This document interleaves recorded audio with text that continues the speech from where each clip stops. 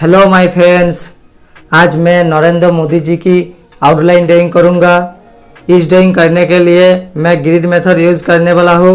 Grid method क्या आप नहीं जानते तो ग्रिड मेथड के ऊपर मैं एक वीडियो बना था, उस वीडियो का लिंक आप डिस्क्रिप्शन पर मिल जाएगी। तो चलो आप देखते रहे मैं कैसे ड्राइंग कर रहा।